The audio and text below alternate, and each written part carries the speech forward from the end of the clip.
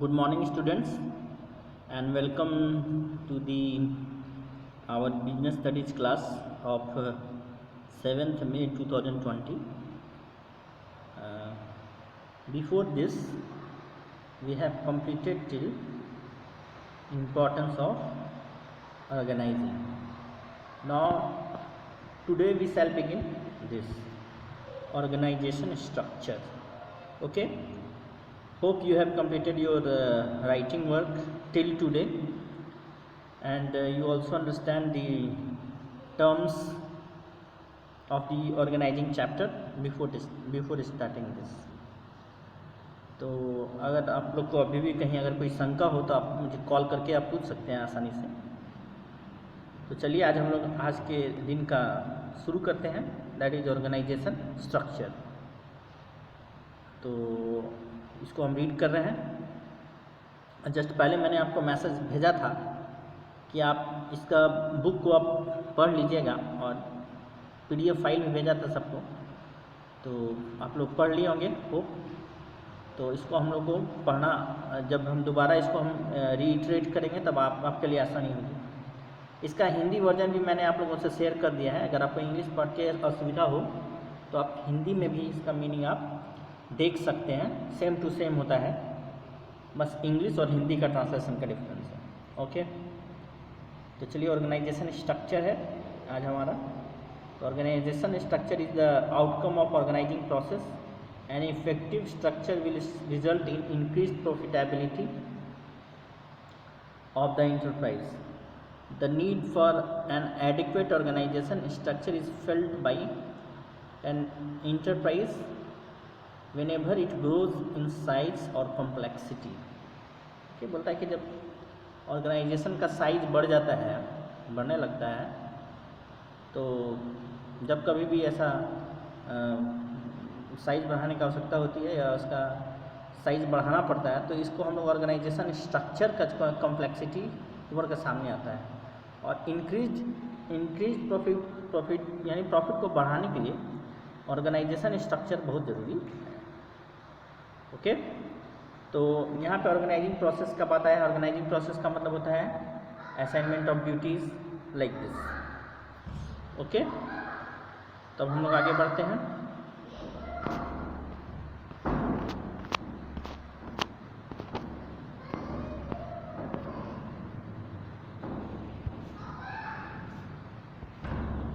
As an organization grows, coordination becomes difficult due to the emergence of new function and increase in structural hierarchies. Thus, for an organization to function smoothly and face environmental changes, it becomes necessary to pay attention to its structure.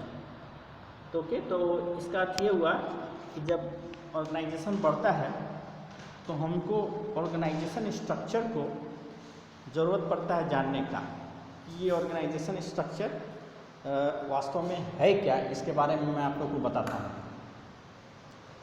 Organisation structure मतलब होता है कि एक organisation में कौन सा आदमी कौन सा काम करेगा, उसको कौन सा ड्यूटीज़ मिलेगा, वो किस लेवल पे काम करेगा, और उसका अथॉरिटी क्या है, और उसको कौन लोग जो है जिम्मेदार हैं उसको रिपोर्ट करने के लिए। तो यही ऑर्गेनाइजेशन स्ट्रक्चर का मतलब होता है। ओके, हम लोग पढ़ते हैं आगे। अब ये आगे बढ़ते हैं।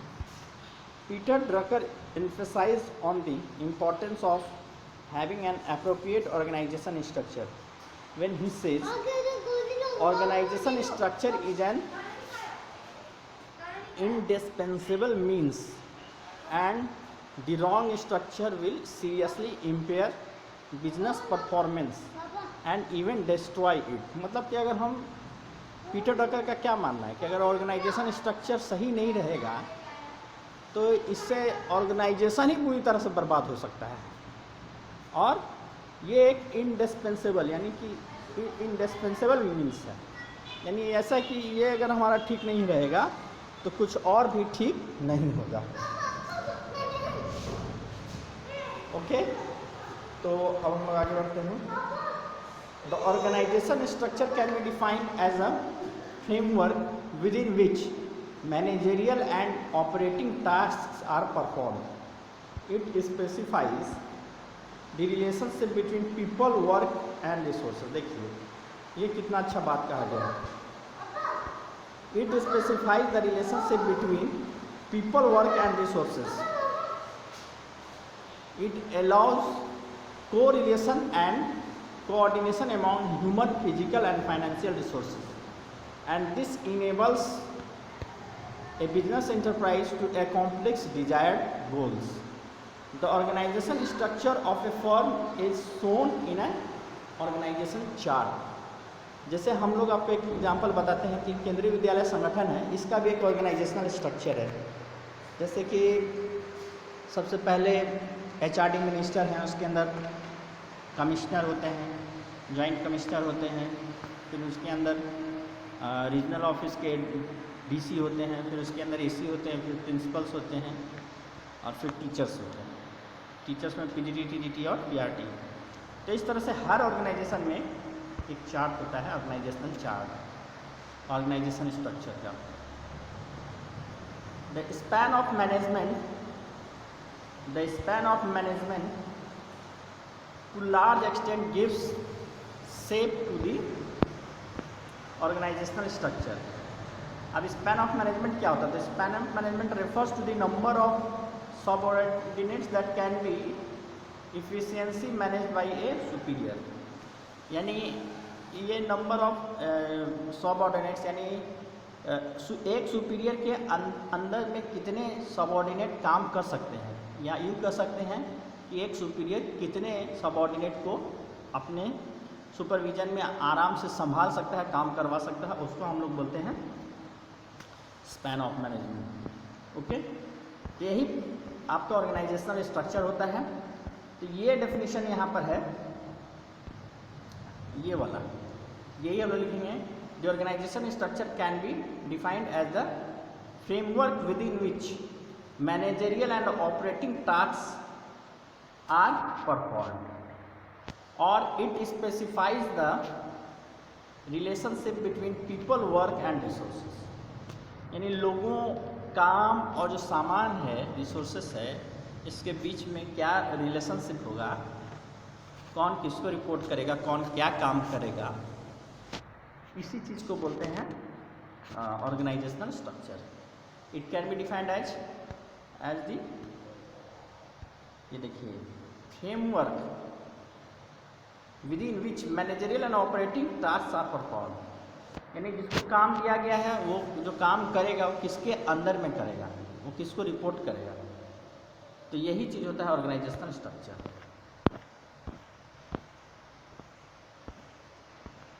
ये आपको एक एग्जांपल दिया गया है, Honda student structure of its R&D operation. R&D का मतलब होता है रिसर्च एंड डेवलपमेंट. इसको आप लोग पढ़िएगा. चलिए, ये एक एग्जांपल दिया गया है आपको, यहाँ पे आप देख सकते हैं कि ये होंडा का ही है. A board member in charge of the development centre of board member of Honda R&D. ये इसके अंदर ये हेड है. हेड के अंदर वो जो है प्लानिंग, और प्लानिंग के अंदर ये पहला प्लानिंग का काम है. उसके बाद इसके अंदर 3 हेड्स बनाए गए हैं, ये और ये तीनों हेड का मतलब 3 पीपल होंगे, 3 आदमी होगा, 3 पर्सन होगा. ये एडमिनिस्ट्रेशन का है, ये आप टेक्नोलॉजी एंड डेवलपमेंट का है, ये प्रोडक्ट डेवलपमेंट का है. तो यही इसका मतलब होता है, आपका मतलब होता है ऑर्गेनाइजेशनल स्ट्रक्चर. अब हम लोग आगे बढ़ते हैं कि टाइप्स ऑफ ऑर्गेनाइजेशनल स्ट्रक्चर. ये बहुत इंपॉर्टेंट क्वेश्चन है, वेरी इंपॉर्टेंट. कितने तरह का होता है, ये हमेशा क्वेश्चन में पूछा जाता है. The type of structure adopted by an organisation will vary with the nature and types of activities by an organization. The organizational structure can be classified under 2 categories. पहला है फंक्शनल और डिविजनल. तो अभी हम लोग फंक्शनल को देखेंगे. Functional structure क्या होता है, ये वाला. तो नाम देखिए, फंक्शनल स्ट्रक्चर का मतलब है फंक्शन. यानी काम करने वाला, है ना। और डिवीजन का मतलब होता है डिवीजन के हिसाब से स्ट्रक्चर करना। तो फंक्शन के हिसाब से क्या स्ट्रक्चर होता है इसको अभी हम लोग देखते हैं। इसका मतलब क्या है, grouping of jobs of similar nature under functional and organising these major functions as separate departments create a functional structure, है ना। यानी काम को मद्देनजर रखते हुए एक तरह का काम का एक तरह की एक्टिविटी का एक डिपार्टमेंट बनाकर ग्रुपिंग कर देना, यही फंक्शनल स्ट्रक्चर है।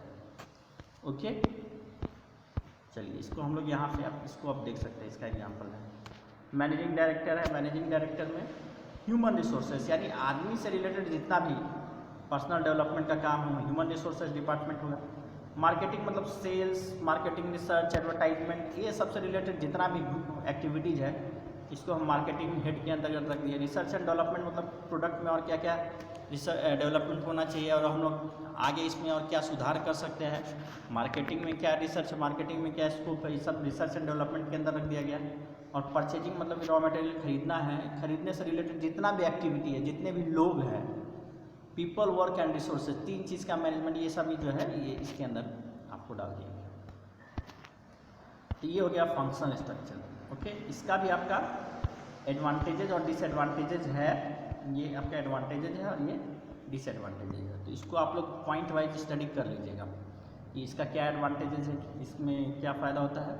और सबका जो नोट्स में है, आपका जो मैंने नोट्स भेजा उसमें सबका जो है पॉइंट वाइज लिखा हुआ होगा कि इसमें क्या जो है इसका एडवांटेज है, क्या इसका डिसएडवांटेज है। इस तरह से फंक्शनल स्ट्रक्चर हो गया। तो और हम लोग आगे बढ़ते हैं, डिविजनल स्ट्रक्चर की तरफ जाते हैं। डिविजनल स्ट्रक्चर, चलिए।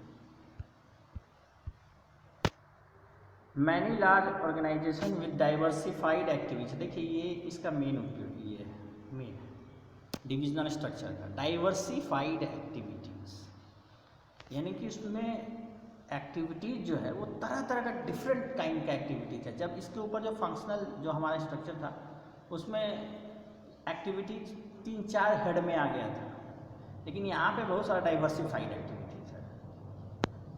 Have रीऑर्गेनाइज्ड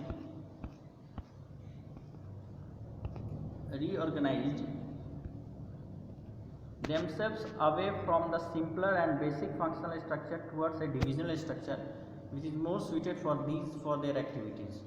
This is particularly true of those enterprise which have more than one category of products to offer. यानी जिस ऑर्गेनाइजेशन में एक के बजाय बहुत सारा प्रोडक्ट बनता है वहाँ पर डिविजनल स्ट्रक्चर काम करता है। और यहाँ पे this is because although every organization performs a set of homogeneous function, homogeneous का मतलब होता है एक तरह का एक्टिविटी, एक तरह का activity function as it diversified into varied products categories, it need for a more evolved structural design it felt to cope with the emerging complexity। मतलब अगर हमारे पास डाइवर्सिफाइड प्रोडक्ट, अगर एक ऑर्गेनाइजेशन बहुत तरह का प्रोडक्ट बनाने लगती है तो उसमें उसको फंक्शनल स्ट्रक्चर की तरह से काम करना मुश्किल हो जाता है, क्योंकि उसमें हम लोग प्रोडक्ट वाइज अगर हम लोग उसको बांट दें, स्ट्रक्चर कर दें तो आसानी होती है। यही होता है डिविजनल स्ट्रक्चर। ओके, इसका भी आपको एक एग्जांपल आपको दिखा देते हैं। यहाँ पे ये organisation chart showing divisional and functional structure, यहाँ पे ये डिविजनल स्ट्रक्चर को शो कर रहा है। और आप बताइएगा कि इस चार्ट में फंक्शनल स्ट्रक्चर कहाँ पे है। लुक, जैसे इसमें आपको पहले दिखा दूं कि ये मैनेजिंग डायरेक्टर, ये मैनेजिंग डायरेक्टर, ये हेड है सबसे, एमडी जिसको बोलते हैं, या इसका नाम सीईओ या और भी तरह से इसको किया जाता है, सीई भी बोला जाता है, कहीं सीई भी बोला जाता है, चीफ एग्जीक्यूटिव। अब इसके अंदर देखिए, अगर मान लीजिए वो कंपनी कॉस्मेटिक्स, गारमेंट्स, फुटवियर और स्किन केयर बना रही है, तो चारों प्रोडक्ट के हिसाब से पहले इसको 4 डिपार्टमेंट में बांट दिया गया। यहीं पे होता है डिविजनल स्ट्रक्चर, इसका मतलब है डिविजनल स्ट्रक्चर। अब हर